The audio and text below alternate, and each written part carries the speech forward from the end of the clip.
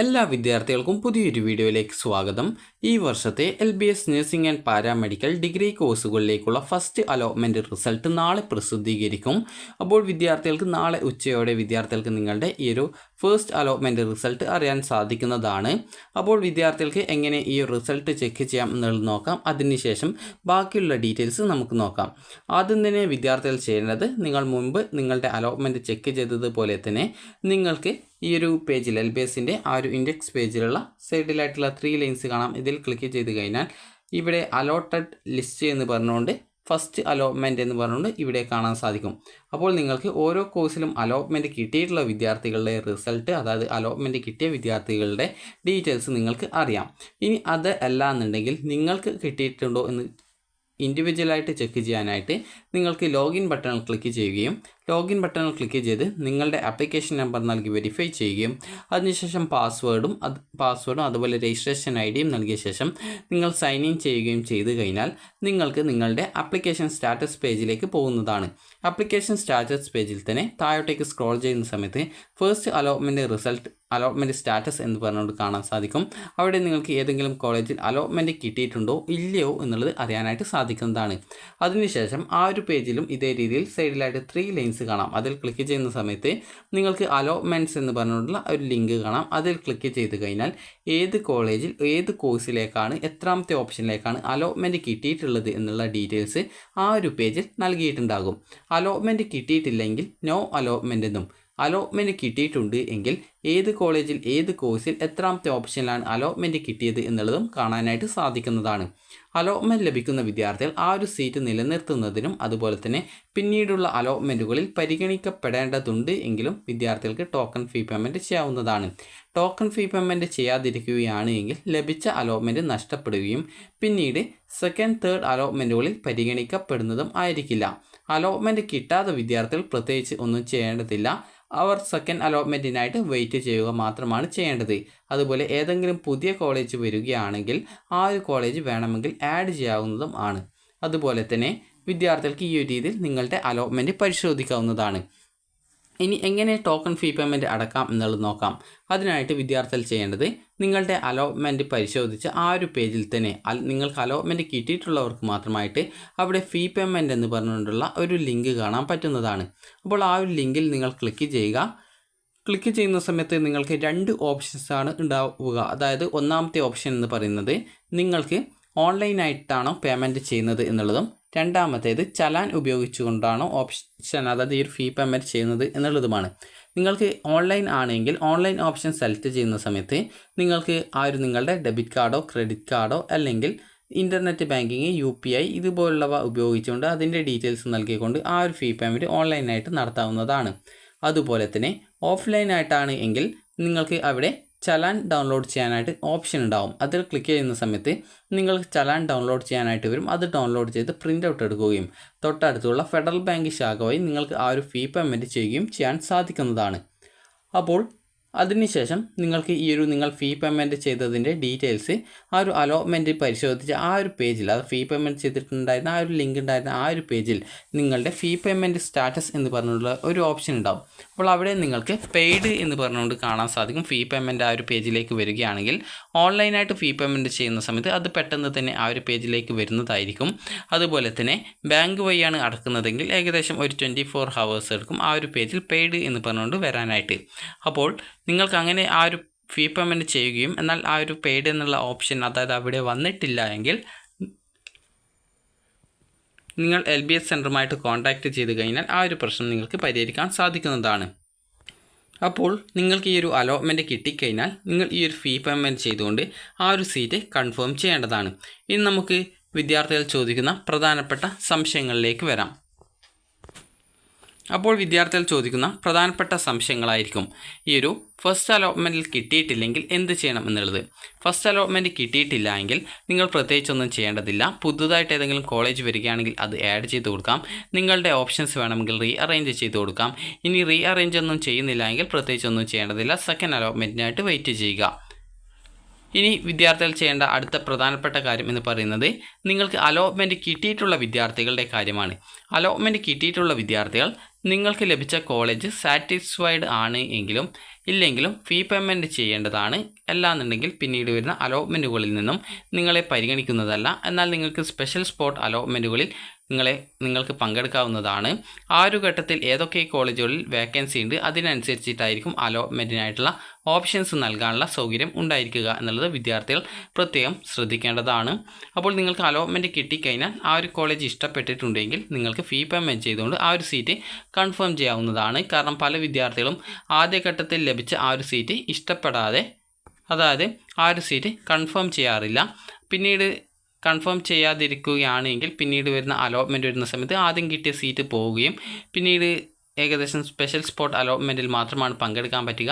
പിന്നീട് ആ ഒരു ഫസ്റ്റ് കിട്ടിയ കോളേജിൽ ജോയിൻ ചെയ്യാൻ പറ്റുമോ എന്ന് ചോദിക്കാറുണ്ട്. അതുകൊണ്ട് തന്നെ സീറ്റ് നഷ്ടപ്പെടാതിരിക്കാൻ ഫീ പേയ്മെൻറ്റ് ചെയ്യുന്നതായിരിക്കും നല്ലത്.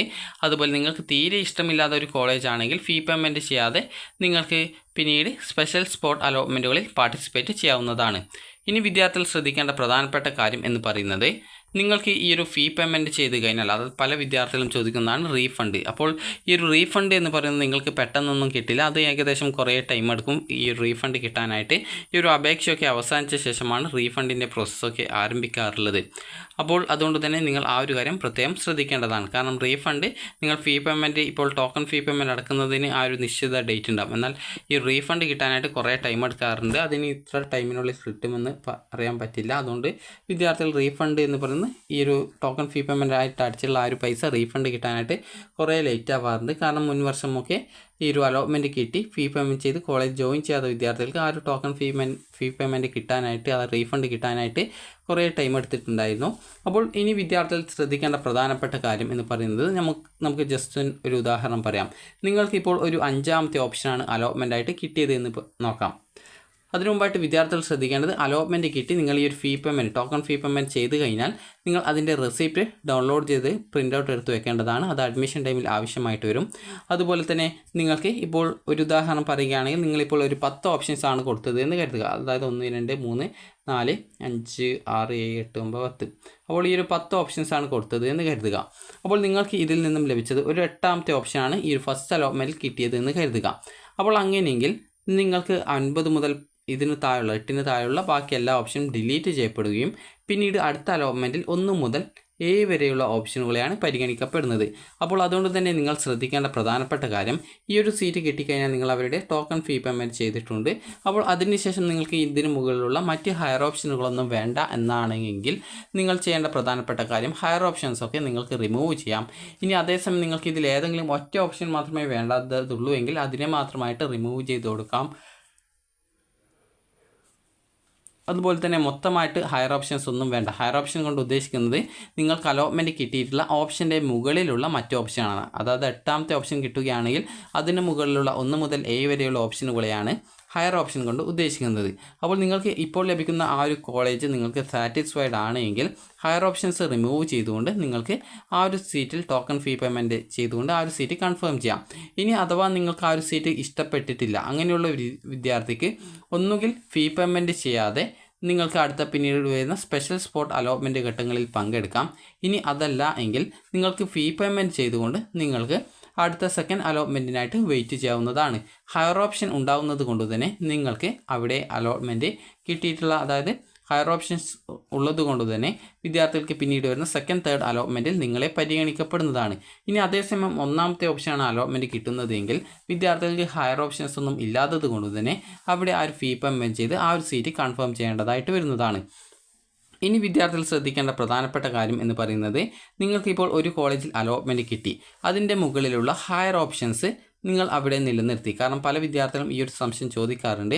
അപ്പോൾ നിങ്ങൾക്ക് ഇപ്പോൾ ആ ഒരു ഹയർ ഓപ്ഷൻസ് നിലനിർത്തിയപ്പോൾ നിങ്ങൾക്ക് അടുത്ത സെക്കൻഡ് അലോട്ട്മെൻറ്റ് വന്ന സമയത്ത് ഒരു 4ാമത്തെ ഓപ്ഷനിലേക്ക് കിട്ടുകയാണ് എങ്കിൽ നിങ്ങൾക്ക് ആദ്യം കിട്ടിയിട്ടുള്ള സീറ്റിലേക്ക് മാറാൻ പറ്റുമോ, ഇപ്പോൾ ആ ഒരു സെക്കൻഡിൽ കിട്ടിയ കോളേജ് വേണ്ട എന്ന് വെക്കാൻ പറ്റുമോ എന്നുള്ളത് പല വിദ്യാർത്ഥികൾക്കുമുള്ള സംശയമായിരിക്കും. അപ്പോൾ വിദ്യാർത്ഥികൾ ശ്രദ്ധിക്കേണ്ടത്, നിങ്ങൾക്ക് ഈ ഒരു ഫസ്റ്റ് അലോട്ട്മെൻറ്റിൽ ഒരു കോളേജ് കിട്ടി, സെക്കൻഡ് അലോട്ട്മെൻറ്റിൽ നിങ്ങൾക്ക് അടുത്ത മറ്റൊരു ഓപ്ഷനിലേക്ക് അലോട്ട്മെൻറ്റ് കിട്ടുന്ന സമയത്ത് ആദ്യം ലഭിച്ച സീറ്റും അതുപോലെ തന്നെ ആ ഒരു സെക്കൻഡ് അലോട്ട്മെൻറ്റിൽ കിട്ടുന്ന ഓപ്ഷൻ്റെ താഴെയുള്ള മറ്റു ഓപ്ഷനുകളും ഡിലീറ്റ് ചെയ്യപ്പെടും. അതുകൊണ്ട് തന്നെ നിങ്ങൾ ശ്രദ്ധിക്കേണ്ട പ്രധാനപ്പെട്ട കാര്യം, ഫസ്റ്റ് അലോട്ട്മെൻറ്റിൽ ഒരു കോളേജിൽ അലോട്ട്മെൻറ്റ് കിട്ടുകയും അതിനുശേഷം ആ ഒരു സീറ്റ് ഇഷ്ടപ്പെടുകയും ചെയ്ത്, അതായത് ആ ഒരു സീറ്റ് തന്നെ മതി, ഇനി ഹയർ ഓപ്ഷൻസ് ഒന്നും നോക്കുന്നില്ല, അങ്ങനെയുള്ള ഒരു വിദ്യാർത്ഥി ആണെങ്കിൽ വിദ്യാർത്ഥികൾ ഈ ഒരു ഫീ പേയ്മെൻറ്റ് ചെയ്യുകയും ഹയർ ഓപ്ഷൻസ് ഡിലീറ്റ് ചെയ്ത് ആ ഒരു സീറ്റ് കൺഫേം ചെയ്യുകയും ചെയ്യേണ്ടതാണ്. ഫീ പേയ്മെൻറ്റ് ചെയ്ത് കഴിഞ്ഞാൽ പെയ്ഡ് എന്ന് പറഞ്ഞുകൊണ്ട് ആ ഒരു ഫീ പേയ്മെൻറ്റ് സ്റ്റാറ്റസ് കാണാൻ സാധിക്കുന്നതായിരിക്കും. അലോട്ട്മെൻറ്റ് സ്റ്റാറ്റസ് പേജിലാണ് അത് ഉണ്ടാവുക. അതുപോലെ തന്നെ വിദ്യാർത്ഥികൾക്ക് ഹയർ ഓപ്ഷൻസ് ഒക്കെ നിലനിർത്തുകയാണ് എങ്കിൽ സെക്കൻഡ് അലോട്ട്മെൻറ്റിൽ മറ്റൊരു കോളേജ് കിട്ടുകയാണെങ്കിൽ ആദ്യം കിട്ടിയിട്ടുള്ള കോളേജ് നഷ്ടമാകുന്നതും, അതുപോലെ തന്നെ പിന്നീട് ഈ ഒരു സെക്കൻഡ് അലോട്ട്മെൻറ്റ് കിട്ടിയ കോളേജിൽ നിങ്ങൾക്ക് അവിടെ നിങ്ങൾ ആദ്യം അടച്ച ഫീസ് ട്രാൻസ്ഫർ ചെയ്യപ്പെടുകയും പിന്നീട് ആ ഒരു കോളേജിൽ നിങ്ങൾക്ക് അഡ്മിഷൻ ഉണ്ടായിരിക്കുകയും ചെയ്യും. അപ്പോൾ തേർഡ് അലോട്ട്മെൻറ്റിന് ശേഷമാണ് കോളേജിൽ ജോയിൻ ചെയ്യേണ്ടത്. അപ്പോൾ തേർഡ് അലോട്ട്മെൻറ്റ് വരുന്ന സമയത്ത് മറ്റൊരു കോളേജിലേക്ക് കിട്ടുകയാണെങ്കിൽ നിങ്ങൾക്ക് സെക്കൻഡ് കിട്ടിയിട്ടുള്ള ആ ഒരു കോളേജ് പോവുകയും പിന്നീട് തേർഡ് അലോട്ട്മെൻറ്റിൽ കിട്ടിയിട്ടുള്ള ആ ഒരു കോളേജിൽ അഡ്മിഷൻ നേടാനും സാധിക്കുന്നതാണ്. അപ്പോൾ വിദ്യാർത്ഥികൾ ശ്രദ്ധിക്കേണ്ട പ്രധാനപ്പെട്ട കാര്യം എന്ന് പറയുന്നത്, നിങ്ങൾക്കൊരു കോളേജിൽ അലോട്ട്മെൻറ്റ് കിട്ടി, ആ ഒരു കോളേജ് സാറ്റിസ്ഫൈഡ് ആണ്, ഇനി ഹയർ ഓപ്ഷൻസ് ഒന്നും വേണ്ട എന്ന് തോന്നുന്ന ഒരു വിദ്യാർത്ഥി ആണ് എങ്കിൽ നിങ്ങൾക്ക് ഹയർ ഓപ്ഷൻസ് റിമൂവ് ചെയ്യുകയും അതുപോലെ ഓൺലൈനായിട്ട് ടോക്കൺ ഫീ പേയ്മെൻറ്റ് അടച്ച് ആ ഒരു ലഭിച്ച സീറ്റ് കൺഫേം ചെയ്യുകയും ചെയ്യാവുന്നതാണ്. നിങ്ങളുടെ അലോട്ട്മെൻറ്റ് സ്റ്റാറ്റസ് പേജിൽ എത്ര രൂപയാണ് ഫീ പേയ്മെൻറ്റ് ചെയ്യേണ്ടത് എന്നുള്ളത് കൃത്യമായിട്ട് രേഖപ്പെടുത്തിയിട്ടുണ്ടാവും. SC ST OBC വിഭാഗം വിദ്യാർത്ഥികൾ 1000 രൂപയാണ് ടോക്കൺ ഫീ പേയ്മെൻറ്റ് ചെയ്യേണ്ടത്. അതുപോലെ ബാക്കിയുള്ള ജനറൽ കാറ്റഗറിയിലുള്ള വിദ്യാർത്ഥികൾ നഴ്സിംഗ് ആണ് കിട്ടിയതെങ്കിൽ ഗവൺമെൻറ് കോളേജിൽ 23,150 രൂപയും, അതുപോലെ മറ്റ് കോഴ്സുകൾ ആണെങ്കിൽ ഏകദേശം 22,000 ആ ഒരു റേഞ്ചിലാണ് വരുന്നത്. സെൽഫ് ഫിനാൻസ് കോളേജിൽ ബാക്കിയുള്ള ജനറൽ കാറ്റഗറിയിലുള്ള തേർഡ് അലോട്ട്മെൻറ്റിന് ശേഷം മാത്രമാണ് വിദ്യാർത്ഥികൾ കോളേജിൽ ജോയിൻ ചെയ്യേണ്ടതായിട്ടുള്ളത്. അതുകൊണ്ട് തന്നെ ഫസ്റ്റ് അലോട്ട്മെൻറ്റ് കിട്ടുകയാണ് എങ്കിൽ നിർബന്ധമായിട്ടും വിദ്യാർത്ഥികൾക്ക് ലഭിച്ച കോഴ്സ് താല്പര്യമുള്ളതാണ് എങ്കിൽ ഫീ പേയ്മെൻറ്റ് ചെയ്തുകൊണ്ട് ആ ഒരു സീറ്റ് കൺഫേം ചെയ്യേണ്ടതാണ്.